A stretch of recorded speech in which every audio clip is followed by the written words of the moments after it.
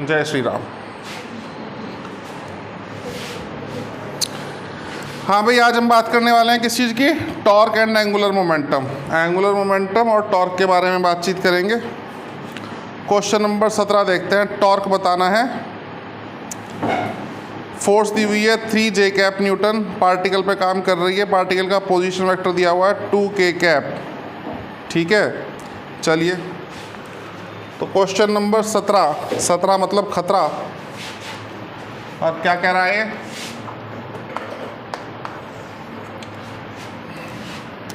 Force कितनी दे दी? 3 जे cap.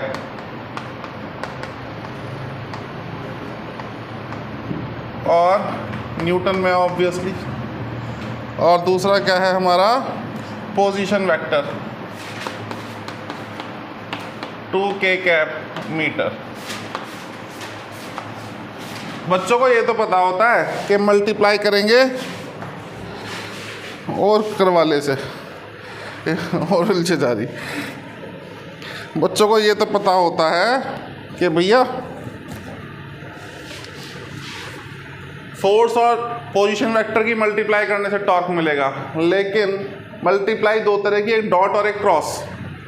तो dot करने से तो बिल्कुल नहीं मिलेगा, क्रॉस करने से मिलेगा। उसमें भी फॉर्मूले का ध्यान रखना है। Tau is equal to R cross F. जो पहले है वो पहले ही आएगा, जो बाद में है वो बाद में ही आएगा। मतलब हमें 2 के कैप की मल्टीप्लाई करनी है 3 जे से। भाई 2 3 जा तो 6 ही रहेगा, लेकिन के क्रॉस जे कुछ और होता है और जे क्रॉस के कुछ और ही होता है। कैसे? पता है ना भाई, साइक्लिक चला लो। आई जे के, आई जे से के मिलेगा, जे और के से आई मिलेगा, तो के और जे से माइनस आई मिलेगा। तो 6 माइनस आई कैप न्यूटन मीटर, -6 आई कैप न्यूटन मीटर। भाई जब तक सीक्वेंस फॉलो करोगे पॉजिटिव, अदरवाइज नेगेटिव। पहले 2 से अगला मिल जाएगा। आई क्रॉस जे होता है के, जे क्रॉस के होता है आई, के क्रॉस आई होता है जे। लेकिन यहाँ के क्रॉस जे है तो डायरेक्शन रिवर्स हो गई, तो नेगेटिव साइन आएगा। ठीक है, चलिए हो गया भाई। नेक्स्ट क्वेश्चन देखते हैं। फोर्स दी हुई है, ठीक है जी, और ये 2 पॉइंट्स के कोऑर्डिनेट्स दिए हुए हैं। हमें बताना है क्या बताना है? Moment of force. Moment of force क्या होता है पता है आप लोगों को? नहीं पता तो पता कर लो।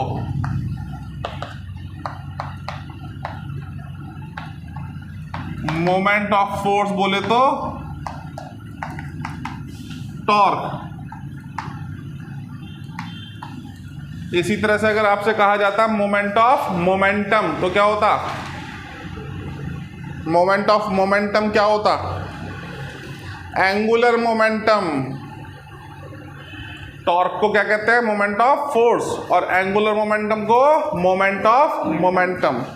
तो फॉर्मूला आता है ना आपका आर क्रॉस एफ, जिसको खोल के लिख देते हैं आर एफ साइन थीटा। इसमें R sine theta into F भी लिख सकते हैं ना। इसको बोलते हैं मोमेंट आर्म। क्या बोलते हैं?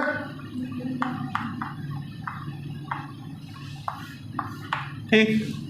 तो हमसे पूछा है मोमेंट ऑफ फोर्स मतलब टॉर्क, तो निकाल लेते हैं टॉर्क।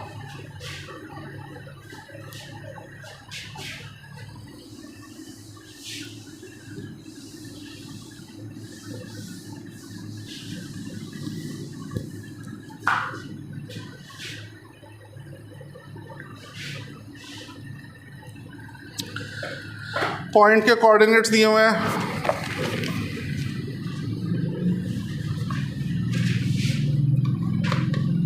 फोर्स तो हमारी हो गई कितनी? 4 आई कैप प्लस 5 जे कैप -6 के कैप। न्यूटन। और पहला पोजीशन वेक्टर में दिया है 2 0 -3, मतलब 2i cap 0 j cap -3 k cap. दूसरा क्या दिया है 2 -2 -2,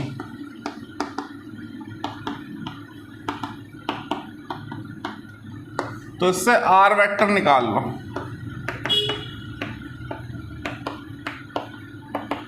2 -2 कितना हो गया 0, -2 -0 कितना हो गया -2 -3 कितना हो गया -2 + 3, यानी कि ये आ गया। अब टॉर्क क्या बताया R क्रॉस F करने का तरीका, पहले R वेक्टर फिर F वेक्टर। R के कोएफिशिएंट क्या है 0 -2 1 और F के 4 5 और -6। इधर वाला रब कर दें,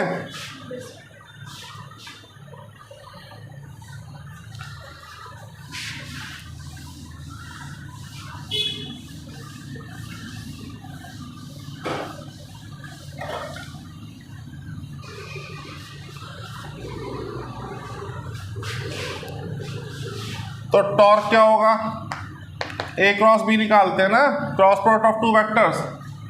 पहला ब्रैकेट I कैप माइनस दूसरा ब्रैकेट J कैप, तीसरा ब्रैकेट K कैप।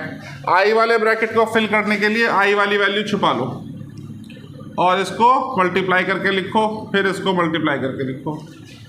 तो -2 × -6 कितना हो गया +12, माइनस कितना हो जाएगा 5। ठीक है, J वाले के लिए J वाले को छिपा लो, कितना हो जाएगा 0 -4, और K वाले के लिए K वाले को छिपा लो तो कितना हो जाएगा 0 -6। तो ये कितना हो गया, कहाँ पे, यहाँ 0, हाँ सॉरी सही कह रहे हो, -8 4 2 8, टेबल भूल गया मैं। 12 में से 5 गए, 7 5 12 होते हैं तो 7 बचा, माइनस माइनस +4 और प्लस है ऑप्शन में देखना,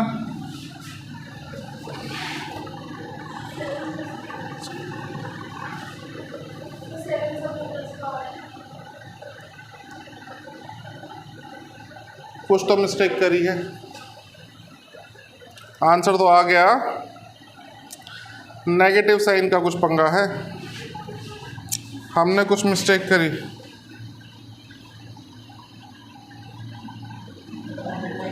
हाँ,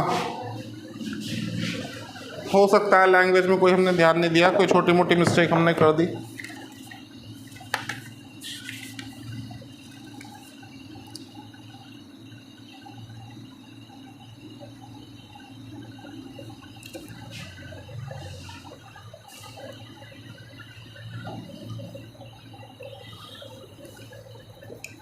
इसमें पॉइंट्स गलत ले लिए हमने, इन्होंने फर्स्ट पॉइंट के अबाउट नहीं सेकंड पॉइंट के अबाउट पूछा है, और सेकंड पॉइंट के अबाउट पूछने की वजह से ये क्या हो जाएगा R1 - R2। तो ये साइन बदल गए, और यहाँ जब साइन बदल गए तो वहाँ भी साइन बदल गए। ये क्या हो जाएगा -12 और -12 +5, और ये क्या हो जाएगा, और ये भी क्या हो जाएगा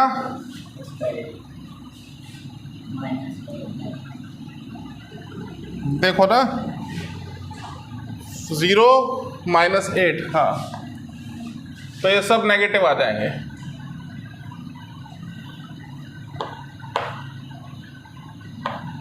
तो माइनस, यही आंसर है ऑप्शन डी। नोट करिए इसको, आगे चलते हैं फिर।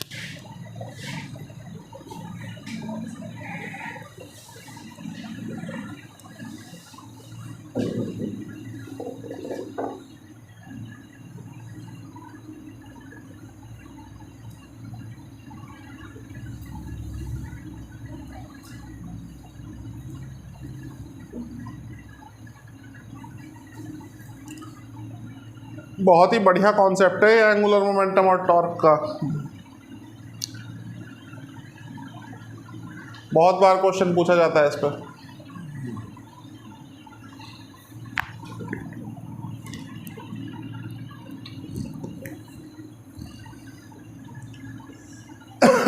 हो गया भाई?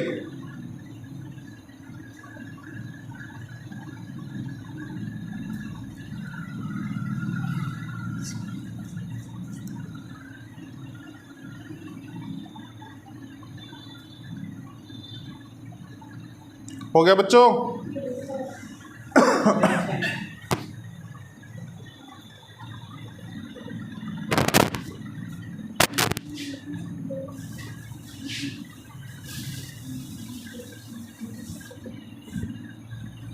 बस इस साइड वाले देख। हो गए?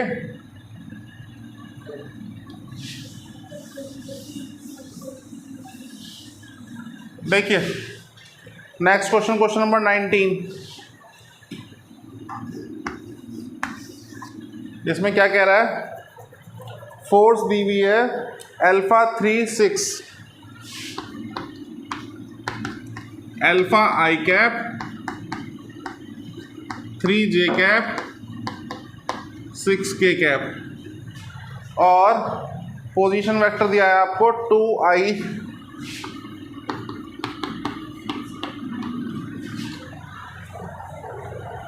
-6 -12 -6 जे कैप -12 के कैप।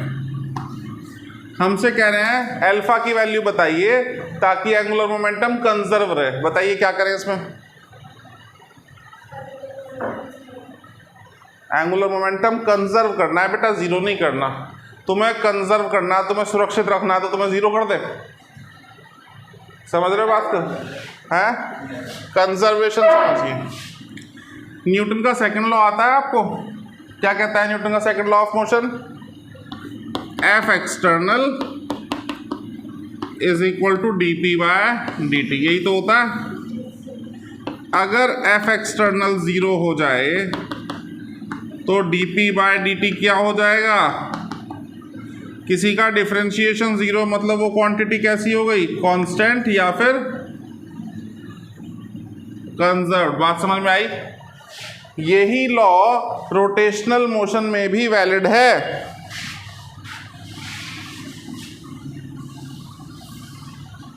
यहां इसके एनालॉग्स लिए जाते हैं। फोर्स का एनालॉग टॉर्क, मोमेंटम का एंगुलर मोमेंटम। तो इसी को ऐसे लिख सकते हैं external torque is equal to d/dt of L। L बोले तो एंगुलर मोमेंटम। मुझे एंगुलर मोमेंटम कंजर्व करना है, ठीक है, या कांस्टेंट रखना है। मतलब इसका डिफरेंशिएशन कितना होना चाहिए? मतलब एक्सटर्नल टॉर्क कितना होना चाहिए? अब देखो टॉर्क कब जीरो होगा? अप्रोच समझ में आई? टॉर्क निकालेंगे तब तो टॉर्क जीरो होगा। तो पहले टॉर्क निकालते हैं। आई जे के, ठीक है भाई। ऊपर आर नीचे एफ। हमेशा ध्यान रखिएगा ऊपर आर नीचे एफ, क्योंकि पहला वेक्टर ऊपर लिखा जाता है फॉर्मूले के अकॉर्डिंग। टॉर्क का formula R cross F. R cross F में पहला वेक्टर क्या हो गया? Are vector. तो आर को ऊपर एफ को नीचे लिखा जाएगा। अब आर के कोऑर्डिनेट्स 2 -6 -12 और फोर्स के अल्फा 3 6। टॉर्क पता करते हैं वही फॉर्मूले से।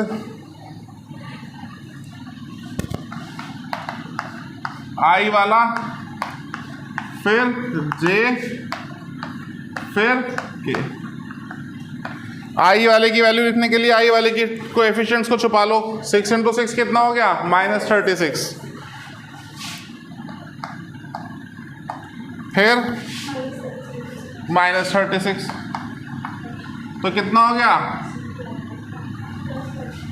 ठीक है, -36 + 36 0 हो जाएगा।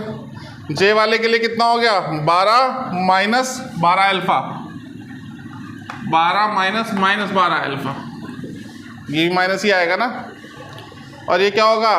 6 - -6 अल्फा। बात समझ में आई? तो ये तो हो गया -36 + 36, ये क्या हो गया? 12 + 12 अल्फा, और नीचे क्या हो गया? 6 + 6 अल्फा।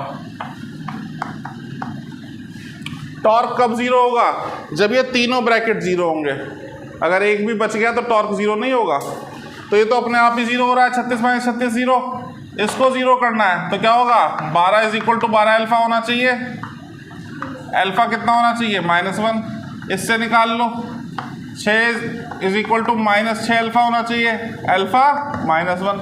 दोनों ही केसेस में अल्फा की वैल्यू कितनी आ रही है? -1।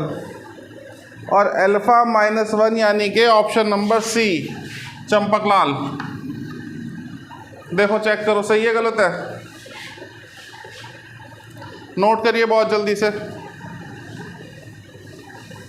तुम्हारी चवन्नी अठन्नी खोती रहे, पता ना क्या बीमारी है। ध्यान बोर्ड पे कम नीचे ज़्यादा रहे तुम्हारा। कुछ नहीं बेटा।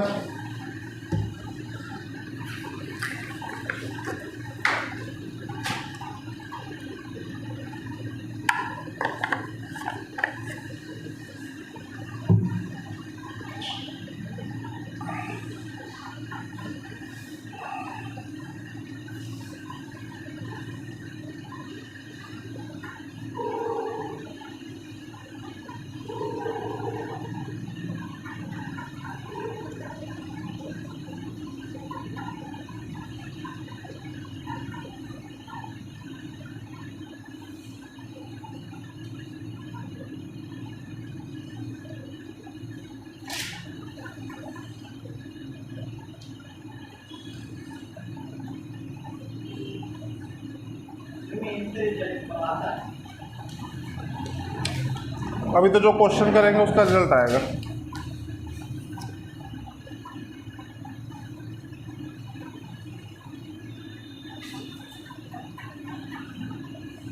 हो गया?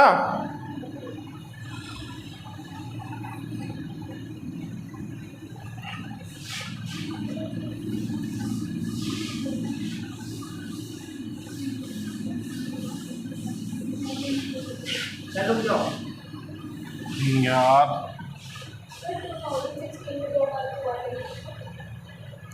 पेपर लीक हो जाता है तो रिकंडक्ट कराना पड़ता है। कई बार मल्टीपल रीजंस होते हैं, कभी लीक होने की वजह से, कभी किसी और रीजन से कैंसिल करना पड़ गया। 15 में एक बार कैंसिल हुआ था, दोबारा हुआ था, 16 में कोई और इशू था। शुरू में तो कई साल तक स्टेट्स और सेंटर के बीच में इशू था ना, स्टेट्स एग्री नहीं हो रहे थे अपने मेडिकल कॉलेज की सीट्स नीट में मर्ज करने के लिए, अपना अलग कंडक्ट कराएंगे। CPMT हुआ था 2013 में पहली बार नीट हुआ था, लेकिन उस साल CPMT भी हुआ था, जबकि डिसीजन के लिए आके आया था कि अगर एक सेंट्रल एग्जाम कंडक्ट कराया जाएगा तो स्टेट लेवल के एंट्रेंस एग्जाम्स बंद कर दिए जाएंगे, मेडिकल एंट्रेंस। कुछ स्टेट्स ने नहीं बंद किए थे। एम्स का अलग होता था, जिप्पर का अलग होता था। अब तो बहुत फ़ायदे में हो तुम, लेवल बहुत गिर गया। एम्स वाला अलग से देना पड़ता तो पता ही चल जाता तुम्हें।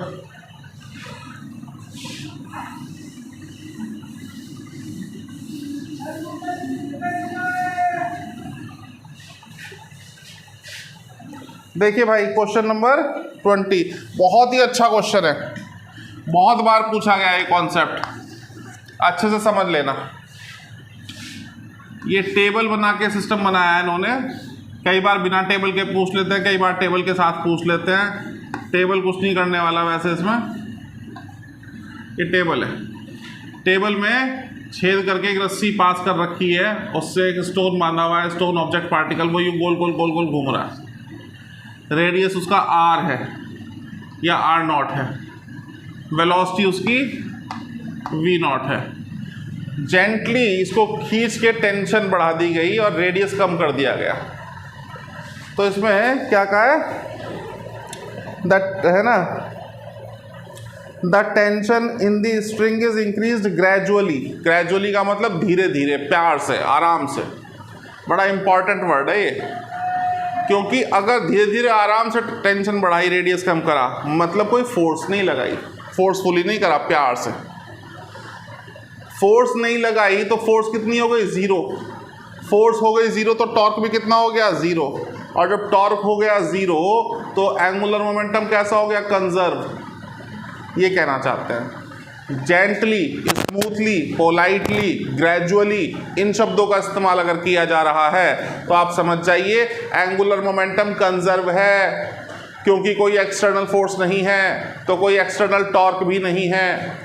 तो अब जब एंगुलर मोमेंटम कंजर्व है तो क्वेश्चन सॉल्व हो गया, यानी कि mvr is equal to constant. m तो होता ही कॉन्स्टेंट है, तो v और r की प्रोडक्ट हो गई, तो v और r कैसे हो गए, इनवर्सली प्रोपोर्शनल। इसको जब तुमने आधा कर दिया तो ये 2 गुना हो गया, डबल हो गया। वेलोसिटी डबल हो गई, और वेलोसिटी डबल हो गई तो काइनेटिक एनर्जी डिपेंड करती है किस पे, हाफ mv² पे डिपेंड क्या करती है, इक्वली होती है, डिपेंड तो v² पे करती है। इसको डबल करा तो ये 4 टाइम्स हो जाएगी, नहीं हो जाएगी। तो kinetic energy 4 times of initial kinetic energy, पहले कितनी रही, हाफ mv0 का स्क्वायर, तो अब कितनी हो जाएगी, 2mv0 का स्क्वायर। देखो ऑप्शन क्या है, ए फॉर अनीता या बी फॉर बबीता, समझ आया? छाप लो बहुत जल्दी, लिख लेना, इंपॉर्टेंट, बहुत बार पूछा जाता है और होता नहीं है, जनरली स्टूडेंट से होता नहीं है। बहुत काम की बात पता चली है ये।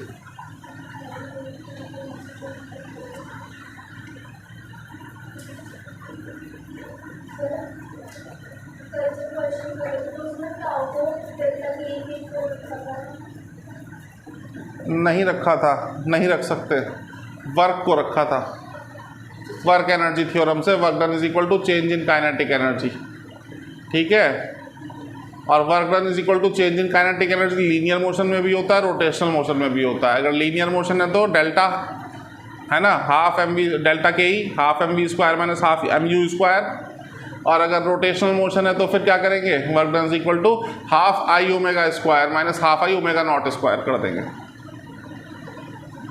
वर्क डन हमेशा चेंज इन काइनेटिक एनर्जी के इक्वल होता है वर्क एनर्जी थ्योरम से। लीनियर मोशन है तो kinetic energy half mv², rotation है तो हाफ i⍵²। वहाँ ये था, सॉलिड स्फीयर था, रिंग थी, डिस्क थी, किसको रोकने में ज़्यादा वर्क होगा, ये क्वेश्चन था। तो ज़्यादा वर्क से मतलब ये है वर्क डन काइनेटिक एनर्जी पे डिपेंड करके, और kinetic energy moment of inertia पे डिपेंड करके, जिसका मोमेंट ऑफ इनर्शिया ज़्यादा उसको रोकने में वर्क लगेगा ज़्यादा। ये कॉन्सेप्ट था, ठीक है। और कोई दिक्कत है तो अब तो रिकॉर्डिंग है ना, दोबारा से चेक कर सकते हो। ऐसा नहीं है जैसा आप कह रहे हैं, ऐसा नहीं है। हाँ हैं बेटा, उसके लिए नींद से जागना पड़ता है ये बात समझने के लिए। आप लोगों के लिए बता दूं जो कल निंद्रा में थे और जो रिकॉर्डिंग सुन रहे हैं यूट्यूब पे, उनके लिए भी बता दूं। सीक्वेंस, हम टॉपिक वाइज चल रहे हैं, इसलिए क्वेश्चन नंबर सीक्वेंस बदल रहा है। हाँ बेटा, मेरे को लेट मी फिनिश, ठीक है। ऐसा है, ये जो बुक ने टॉपिक्स अरेंज किए हैं ये अपनी समझ के अकॉर्डिंग किए हैं, और टीचर जब पढ़ाता है क्लासरूम में तो अपनी समझ के अकॉर्डिंग पढ़ाता है। अब मैं ये नहीं कह रहा कौन कम समझदार है, कौन ज़्यादा समझदार है, मैं तो कह रहा हूँ अपनी अपनी चॉइस है। जैसे फॉर एग्जांपल 11th क्लास की फिज़िक्स में, मैकेनिक्स में कुछ लोग सर्कुलर मोशन पढ़ाते हैं प्रोजेक्टाइल के बाद, और कुछ लोग सर्कुलेशन मोशन पढ़ाते हैं वर्क एनर्जी पावर के बाद, ठीक है, आप जितनी एकेडमिक लेवल की बुक्स आप देखोगे, है ना, उसमें मिलेगा आपको मोशन इन प्लेन के अंदर सर्कुलर मोशन, ठीक है। लेकिन जितनी भी कॉम्पिटिटिव बुक्स आप देखोगे, स्टैंडर्ड डिफरेंस बुक्स, जैसे कि HC वर्मा कह दो आप, स्टैंडर्ड बुक है, वर्क पावर एनर्जी के बाद आपको सर्कुलर मिलेगा, क्योंकि सर्कुलर मोशन में वर्क पावर एनर्जी के कॉन्सेप्ट यूज़ करने पड़ते हैं अच्छे लेवल की प्रॉब्लम्स में। समझ रहे बात को? ऐसे ही हर सब्जेक्ट का अपना सीक्वेंस होता है भाई। कोई टीचर केमिस्ट्री में सॉलिड स्टेट पहले पढ़ाता है, कोई सॉल्यूशन पहले पढ़ाता है, कोई प्रोबेबिलिटी पहले पढ़ाता है, कोई फंक्शन पहले पढ़ाता है, सबकी अपनी अपनी चॉइस है और सब्जेक्ट टीचर के पास उसका रीज़न होता है। तो ऐसे ही यहाँ पे रोटेशनल मोशन के अंदर जो प्रॉपर सीक्वेंस है ना, जो जनरली टीचर लोग, अच्छे टीचर लोग फॉलो करते हैं, centre of mass, centre of mass के बाद बेटा moment of inertia, moment of inertia के बाद आता है आपका रोटेशनल काइनेमेटिक्स, जो हम कल ख़त्म कर चुके, और रोटेशनल काइनेमेटिक्स के बाद बात की जाती है angular momentum, torque, rotational equilibrium की। फिर इसके बाद आता है रोलिंग। अब बुक वालों ने क्या किया कि इसका सीक्वेंस आगे पीछे कर दिया, पहले दे दिया एंगुलर मोमेंटम, बाद में दिया रोटेशनल काइनेमेटिक्स। मुझे पढ़ाना था पहले रोटेशनल काइनेमेटिक्स, तो मैंने पहले वो पढ़ा दिया। अब मुझे उसके बाद पढ़ाना है एंगुलर मोमेंटम, तो मैं उसको लेके बैठा हूँ। मेरी बात समझ में आ रही है आप लोगों को? ठीक है, ये रीज़न था। तो रोटेशनल काइनेमेटिक्स पहले आता है एंगुलर मोमेंटम से, ठीक है, पहले ही पढ़ाया जाता है जनरली। पढ़ाने को कभी पढ़ाओ, आपकी चॉइस है। तो वो इन्होंने 70s 80s की लाइन्स में दिए थे क्वेश्चंस, ये इन्होंने पहले दिया हुआ है। तो अभी तो फिर कई बार चेंज होगा इसमें। अभी फिर मैं जंप कर जाऊंगा 27 के बाद, फिर मैं पहुंच जाऊंगा। अभी वही बात कर रहा था आते हुए, तुम नींद में रहते हो, सुनते नहीं हो मेरी बात ध्यान से। फिर मैंने क्या कहा था, इसके बाद फिर मैं पहुंच जाऊंगा वहाँ पे, हाँ 74 पे। पूरा बोर्ड नहीं आ रहा, कोई बात नहीं, चेक कर लेते हैं।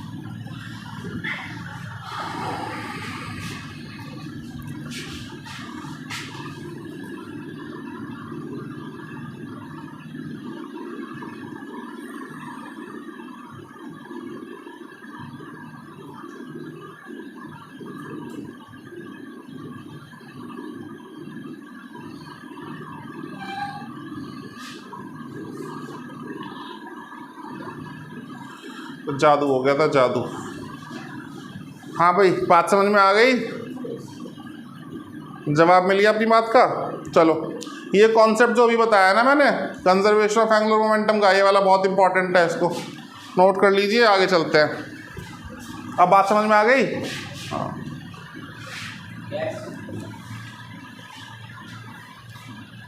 नेक्स्ट क्वेश्चन थियोरेटिकल है।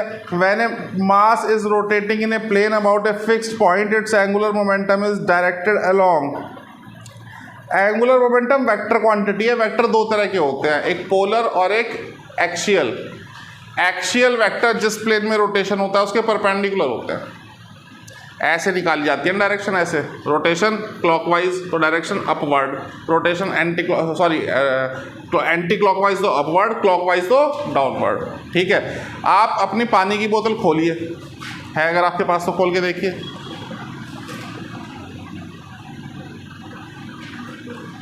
है, इसका ढक्कन आप घुमाइए तो देखिए किस डायरेक्शन में आप घुमा रहे हैं। तो बाहर आ रहा है, अंदर जा रहा है? बाहर मतलब प्लस जेड में आ रहा है ना। रोटेशन कहाँ हो रहा है? एक्स वाई प्लेन में। डायरेक्शन कहाँ है? प्लस जेड में।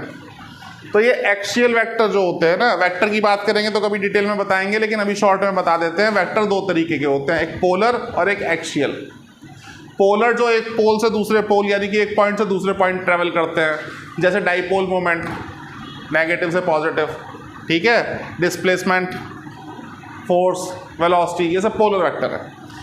और भी तरीके हैं डिफाइन करने के, जैसे किसी के पास अगर पॉइंट ऑफ एप्लीकेशन है तो भी वो पोलर वेक्टर है, स्टार्टिंग पॉइंट है तो भी वो पोलर वेक्टर है। लेकिन जो वेक्टर्स रोटेशनल मोशन के साथ एसोसिएटेड हैं उन्हें हम कहते हैं एक्सियल वेक्टर। इसमें दो डायरेक्शन होती हैं, क्लॉकवाइज, एंटी क्लॉकवाइज। तो एंटी क्लॉकवाइज को पॉजिटिव माना जाता है और क्लॉकवाइज को नेगेटिव। टॉर्क में भी ऐसा लिखवाया जाता है बहुत सारी बुक्स में कि अगर sense of rotation anti clockwise है तो टॉर्क विल बी पॉजिटिव, और अगर क्लॉकवाइज है तो नेगेटिव। क्यों? उसका एग्जांपल मैंने अभी आपको दे दिया। बॉटल की जो कैप है आप एंटी क्लॉकवाइज घुमाते हैं तो प्लस जेड में मूव कर रही है इसलिए पॉजिटिव, क्लॉकवाइज घुमाते हैं तो माइनस जेड में मूव कर रही है इसलिए नेगेटिव। बात समझ में आई? तो एंगुलर मोमेंटम भी एक तरह का एक्सियल वेक्टर है, इसकी डायरेक्शन भी रोटेशन के परपेंडिकुलर होती है। कहाँ होगी? परपेंडिकुलर। तो क्वेश्चन नंबर 21 पहला आंसर सही है, line perpendicular to the plane of rotation. Angular momentum किस डायरेक्शन में काम करता है? Perpendicular to the plane of rotation. मिल गया? ठीक है, बात समझ में आ गई? क्वेश्चन नंबर 22 देखते हैं। Small mass attach to a string rotates on a frictionless tabletop as shown in figure if the tension in the string is increased by pulling the string causing the radius of the circular motion to decrease by a factor of 2 kinetic energy। ये question number 20 दोबारा पूछ लिया बेटा, question number 20 दोबारा ही तो पूछ लिया है। टेबल के ऊपर बिल्कुल इसी तरह टेबल के ऊपर एक ऑब्जेक्ट सर्कुलर पाथ में घूम रहा है, रोटेशनल मोशन कर रहा है, इसको धीरे धीरे खींच के रेडियस कम कर दिया, रेडियस ऐसा बोला, रेडियस डिक्रीजेस। ये क्वेश्चन नंबर 22 और 21 जैसे हैं। Radius decreases by A factor of 2। कितने फैक्टर से? रेडियस कम हुआ 2 के फैक्टर से। 2 के फैक्टर से बढ़ना मतलब 2 से मल्टीप्लाई हो गई, 2 के फैक्टर से कम होना मतलब 2 से डिवाइड हो गया। तो कितना हो गया रेडियस? आधा, 1/2 हो गया ना। तो रेडियस जब आधा हुआ तो वेलोसिटी कितनी हो गई? 2 टाइम्स। और वेलोसिटी 2 टाइम्स हो गई तो काइनेटिक एनर्जी कितनी हो गई? 4 टाइम्स। यही क्वेश्चन तो दोबारा पूछा है। तो kinetic energy increases by A factor of 4। D is the answer. Deepika देखो, चेक करो।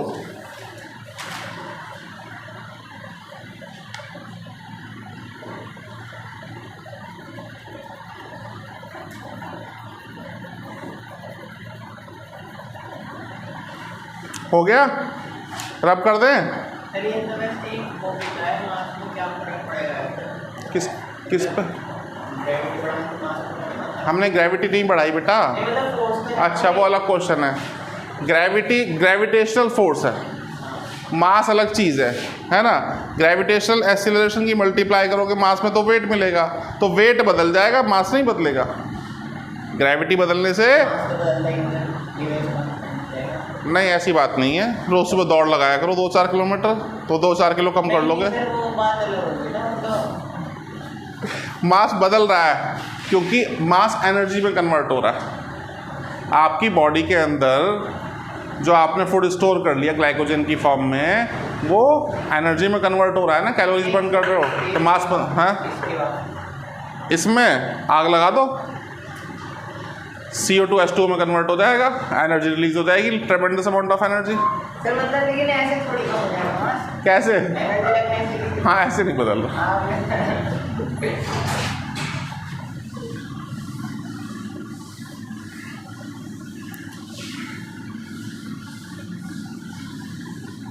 एक तरीके से बदल सकता है अगर कोई लाइट की स्पीड हो तो भागो नहीं भाग।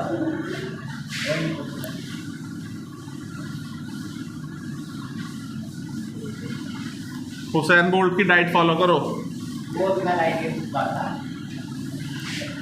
अब कुछ तो तेज भागोगे। लाइट की स्पीड से कोई तेज है। मतलब आज जाग रहे हो तुम, आज नींद में नहीं हो, आज जागे हुए हो, आज सवाल पूछ रहे हो, मतलब आज जागृत अवस्था में हो।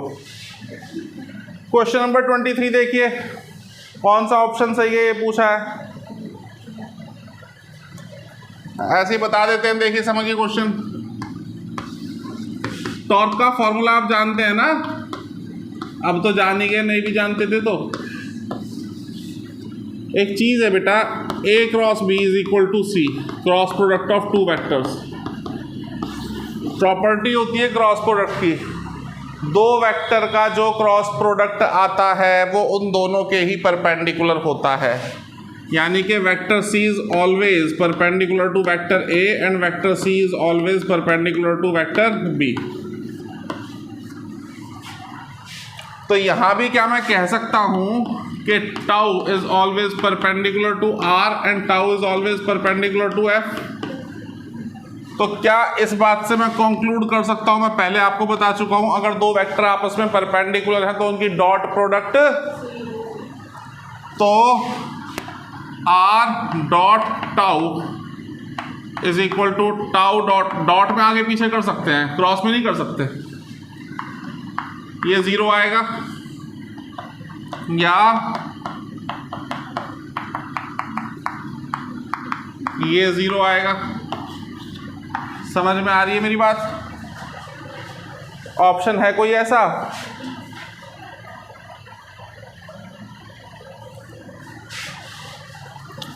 B for Babita is the correct answer.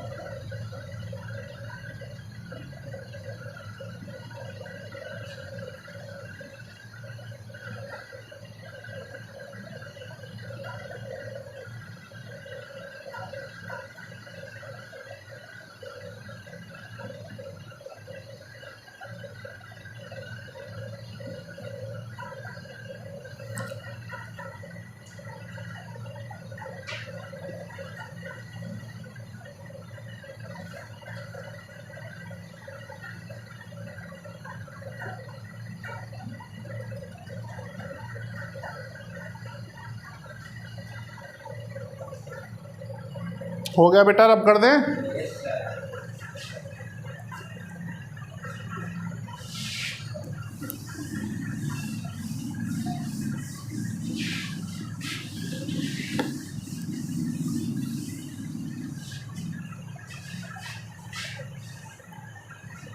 Question number कौन सा है?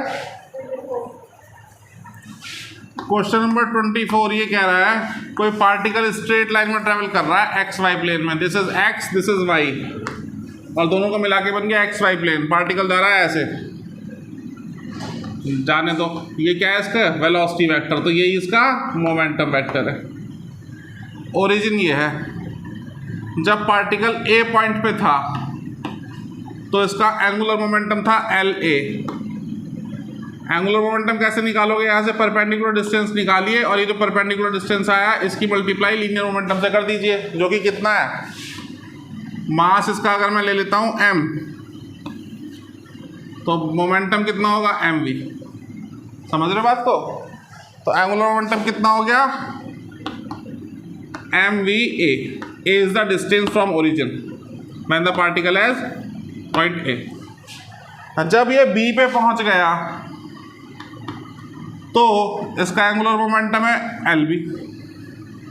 तो एंगुलर मोमेंटम फिर से क्या होगा भाई? ना मास बदला है ना वेलोसिटी बदली है, तो मोमेंटम भी तो नहीं बदला है, तो मोमेंटम कितना होगा? mv। और एंगुलर मोमेंटम कितना होगा? लीनियर मोमेंटम इनटू डिस्टेंस, जो कि अभी उतना ही है। तो कितना होगा? mvb। b is the distance from origin when particle is at point b। तो बात समझिएगा, क्या ये दोनों बराबर होंगे? अब तुम कहोगे ए और बी, कंफ्यूज हो रहे हो। इसको अगर मैं डी कह दूं तो ए की वैल्यू भी तो डी है और बी की वैल्यू भी तो डी है। इसकी वैल्यू भी mvd है और इसकी वैल्यू भी mvd है। अरे छोड़ो, ये सब भी करने की ज़रूरत नहीं है। कोई एक्सटर्नल फोर्स है क्या? कोई एक्सटर्नल टॉर्क होगा क्या? तो मोमेंटम, एंगुलर मोमेंटम बदलेगा क्या? ख़त्म। तो ए पॉइंट पे जो एंगुलर मोमेंटम है वही एंगुलर मोमेंटम बी पॉइंट पर होगा या नहीं होगा? आंसर क्या है?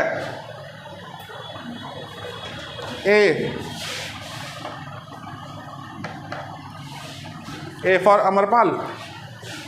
ठीक,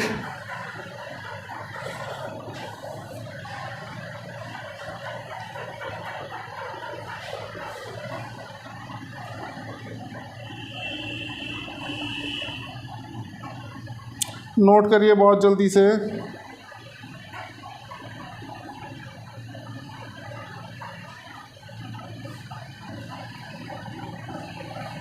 रब कर दे इसको।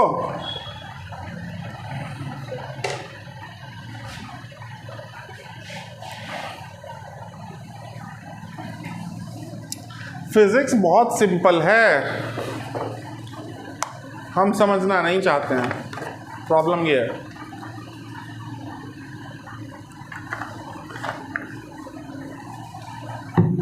सिंपल तो केमिस्ट्री भी है, बायो भी है। तो आपको देखिए मतलब प्रैक्टिकल सब प्रैक्टिकल है, समझने का फेर है बेटा।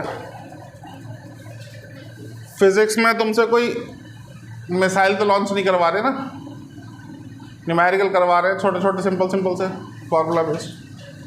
केमिस्ट्री में कोई नई मेडिसिन तो बनाने को नहीं कह रहे, कोई नया कंपाउंड बनाने को तो नहीं कह रहे तुमसे। जो हो 150 साल पहले घट चुका है उसको रट्टा मारने को कह रहे हैं। समझ के कर लोगे तो जल्दी हो जाएगा, आसानी से हो जाएगा।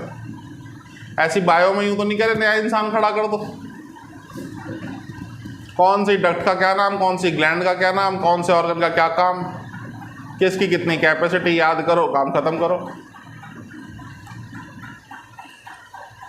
हाँ, कंटेंट थोड़ा ज़्यादा है, ऐसा मान सकते हैं, है ना।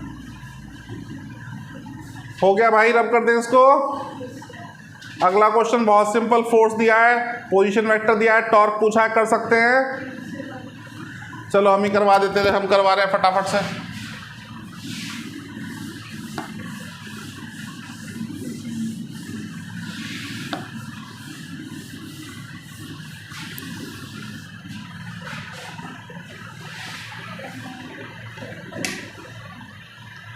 फोर्स कितनी है? -3, 1 और 5। Question number 25। -3, जे का कोएफिशिएंट क्या है? जे और के का -3, 1 और 5। ये फोर्स है। पोजीशन वेक्टर क्या दिया है? 7, 3, 1।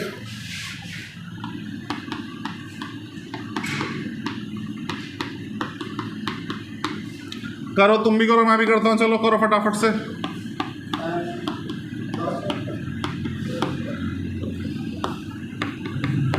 ऊपर आर ही आएगा, ध्यान रखना, नीचे एफ ही आएगा।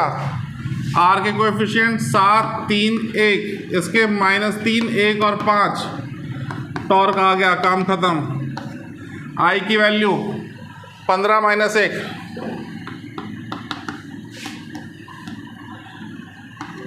जे की वैल्यू 35 -3, मतलब 35 + 3।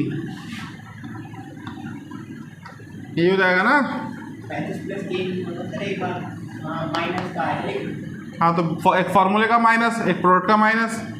7, 5 35, 35 माइनस -3, तो 35 -3 मतलब 38 बचा ना। माइनस का, अरे पहले तो 35 आया प्लस का। भाई यार कितना जाहिल आदमी है। 35 माइनस,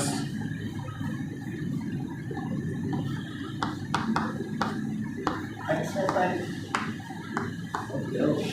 कितनी लेते हो उससे थोड़ी सुबह के टाइम? मैंने 7, 5 मैंने -3 पहले लिखा था, 7, 5 कोई बात नहीं।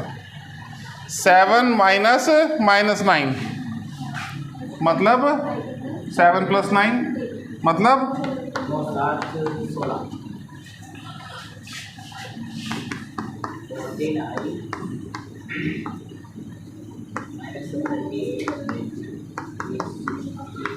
ये है क्या आंसर? चेक करना भाई, आया समझ?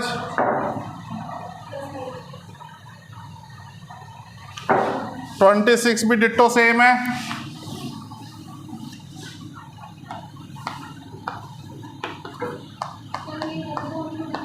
फोर्स क्या है बताओ एक बार?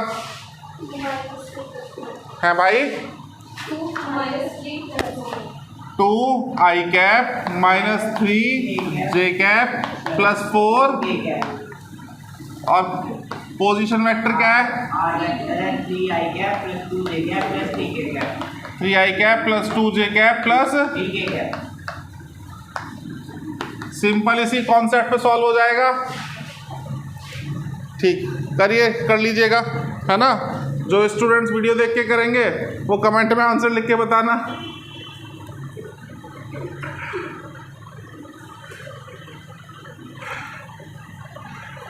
हो गया ख़त्म। 27 थोड़ा इंटरेस्टिंग है।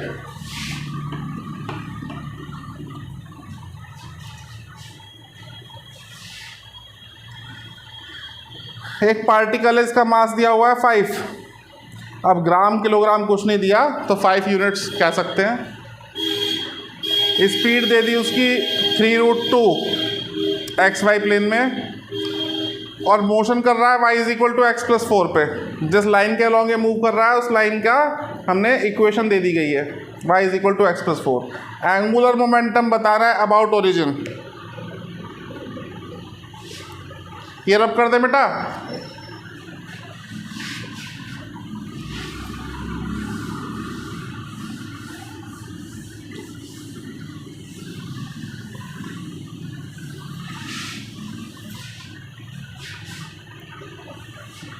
मास 5, velocity 3√2, y = x+4। Straight line बनानी तो आती है सबको।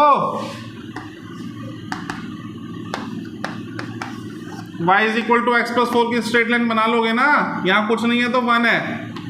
स्लोप कैसा हो गया? पॉजिटिव। और इंटरसेप्ट कैसा हो गया?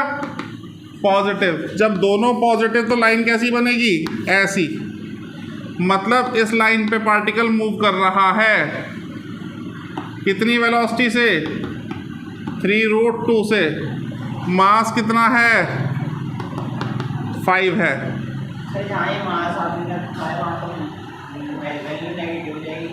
अबे ये लाइन तुम एक्सटेंड कहीं तक कर सकते हो समझने के लिए। तुम यहाँ रख लो, कहीं रख लो, जहाँ तुम्हारा मन करे वहाँ रख लो। अलग लिख लो भाई, m = 5। ठीक, ये स्ट्रेट लाइन अलाउ कर रही है ओरिजिन से ले जाने के लिए। इंटरसेप्ट 0 है इसमें। गणित में क्यों समय बर्बाद कर रहे हो तुम? MF हुसैन बनो, चित्रकारी करो, है ना। नए वैक्स कलर खरीदो आज डोम्स के, शुरू हो जाओ 10 रुपये में नई जिंदगी की नई शुरुआत। इसको हम बोलते हैं क्या? ये जो लाइन मैंने बनाई है इसको बोलेंगे बेटा लाइन ऑफ मोशन।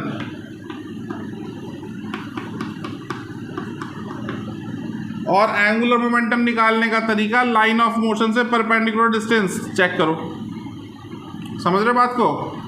यहाँ इंटरसेप्ट 4 है इक्वेशन में, मतलब ये डिस्टेंस 4 है। जब ये 4 है और स्लोप 1 है तो मतलब ये जो एंगल है ना थीटा, ये 45 है। अब कहोगे जी ये 45 क्यों? क्योंकि स्लोप जो होता है ना वो tan थीटा होता है, और tan थीटा की वैल्यू 1 कब आती है? जब थीटा 45 हो। इतनी इंफॉर्मेशन निकल गई। अच्छा क्वेश्चन है।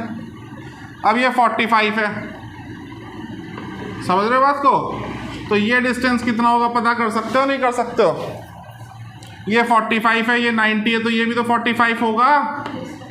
और जब ये 45 होगा, है ना, तो ये हाइपोटेन्यूस, ये बेस, ये परपेंडिकुलर। परपेंडिकुलर कितना होता है? 4 sin 45। ये डिस्टेंस कितना हो गया? 4 sin 45, यानी कि 4 × 1/√2, यानी कि 4/√2। समझ में आ रही बात? तुम्हें क्या चाहिए?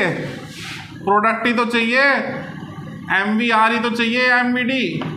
M की वैल्यू 5, B की 3√2, डिस्टेंस 4/√2। √2 से √2 खत्म, तो कितना आ गया? 4 3 जा 12। ठीक है, और 12 5 जा, चेक करना।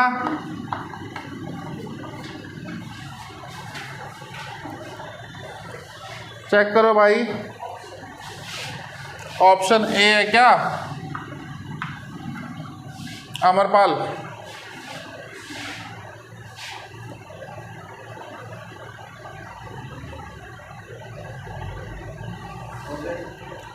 हाँ ना बता दो, सही है गलत है? मैं वेट कर रहा हूँ, लगे पड़े हैं।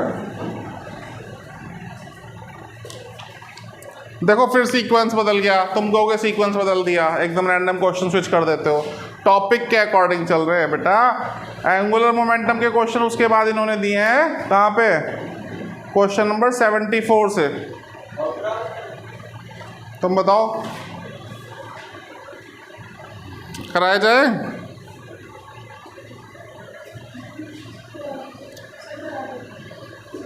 नोट करो इसको फटाफट से, फिर चलते हैं।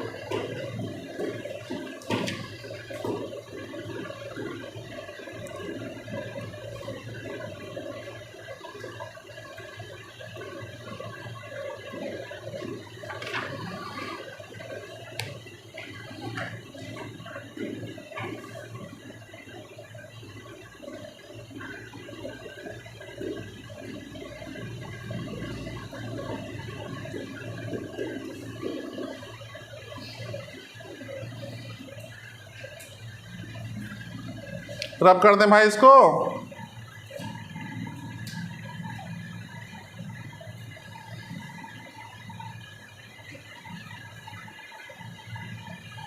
अरे रब कर दें भैया। हाँ ना, कुछ नहीं बोलते, दम निकले पड़े रहे सबके। ये अच्छा था क्वेश्चन, बेकार था? हाँ तो गया नहीं अभी कलर खरीदने। मैंने तो नहीं जैसे प्रैक्टिकल का आपने कह आगे इन्होंने आगे थे, आप पाप पढ़ा रहे हो।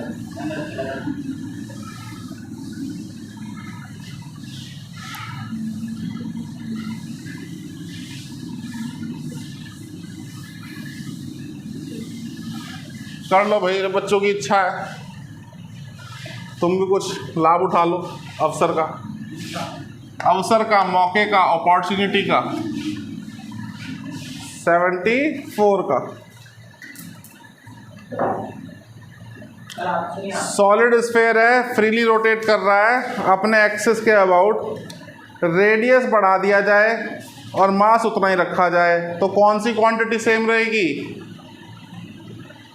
अरे पढ़ क्या रहे हो, टॉपिक कौन सा पढ़ रहे हो? एंगुलर मोमेंटम, रेडियस ही तो बढ़ाया है। कोई फोर्स लगाई, कोई एक्सटर्नल फोर्स लगाई? नहीं लगाई ना। जब फोर्स नहीं है एक्सटर्नल तो टॉर्क भी नहीं है एक्सटर्नल, और जब टॉर्क नहीं है एक्सटर्नल तो एंगुलर मोमेंटम कैसा हो जाएगा? खत्म। ओरल क्वेश्चन था यार। अच्छा एक बात सुनो। हाँ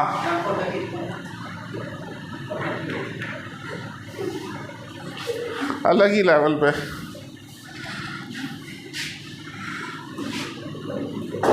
बकवास पे नहीं पड़ रहा।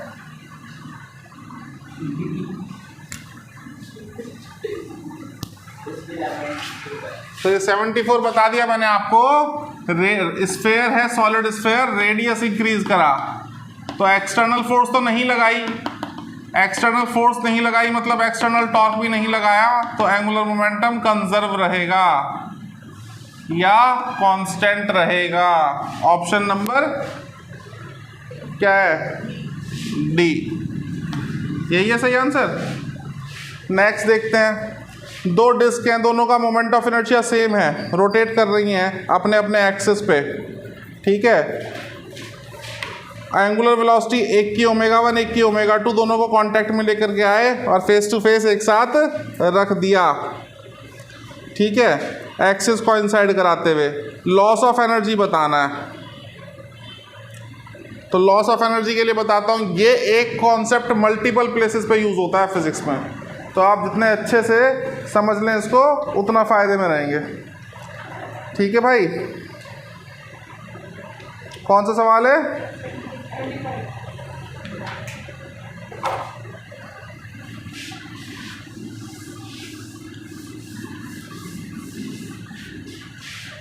अभी ताजी ताजी 12वीं करी है तुमने, कैपेसिटर पढ़ा था। एक कैपेसिटर को चार्ज करके दूसरे से ज्वाइन कर दें तो लॉस ऑफ एनर्जी होता था भाई। एक कैपेसिटर एक बैटरी के थ्रू चार्ज किया गया, battery V1 capacitance C1, energy store करेगा हाफ। दूसरा कैपेसिटर C2 बैटरी से जोड़ दिया V2, एनर्जी स्टोर करेगा। दोनों की बैटरी हटा करके दोनों को आपस में जोड़ दिया तो एक कॉमन पोटेंशियल पे आ जाते हैं। ये कुछ यादें ताज़ा हुई, ऐसा करने में कुछ एनर्जी लॉस होता है जो आप रट्टा लगाते हो।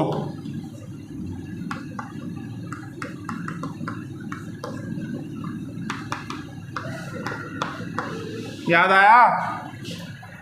याद आया? भाई हाँ ना बोल दो। Yes sir. हाँ, सेम कॉन्सेप्ट कॉलिजन में भी बताया था मैंने। दो बॉडी कोलाइड कर रही हैं, एक u1 और दूसरे की वेलोसिटी। अगर इनइलास्टिक कॉलिजन है तो एनर्जी लॉस होगा, ऐसा कुछ पढ़ा था।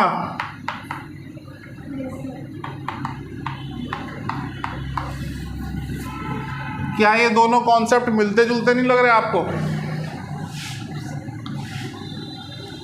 और यही कॉन्सेप्ट पलट के फिर से आता है रोटेशन में। एक डिस्क अपने एक्सिस पे घूम रही थी, दूसरी अपने एक्सिस पे घूम रही थी,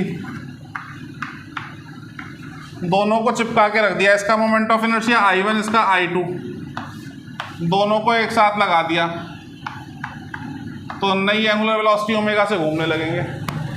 लेकिन ऐसा करने में भी एनर्जी लॉस होगा, और वो एनर्जी लॉस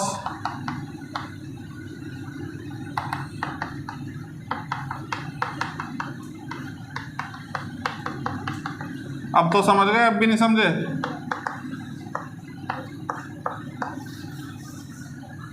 है कुछ ऑप्शन ऐसा?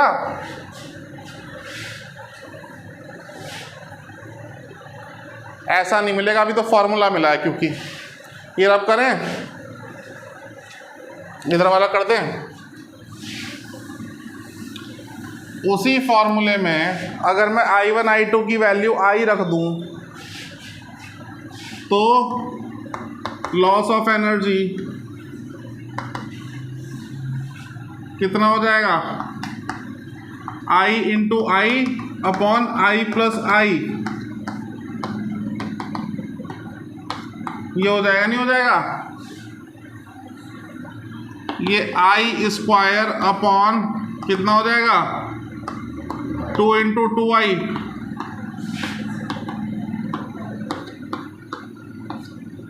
बात समझ में आई? तो आंसर भी आई।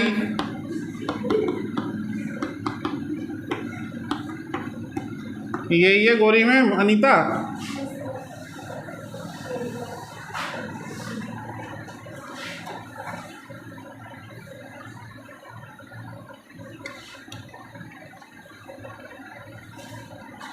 आ गया भाई? ध्यान रखना, एक ही कॉन्सेप्ट कई जगह यूज हो जाता है। और आज की सभा यहीं समाप्त करते हैं। Remaining portion in next class. थोड़े से क्वेश्चन रह गए हैं इसके, कल फिनिश करेंगे।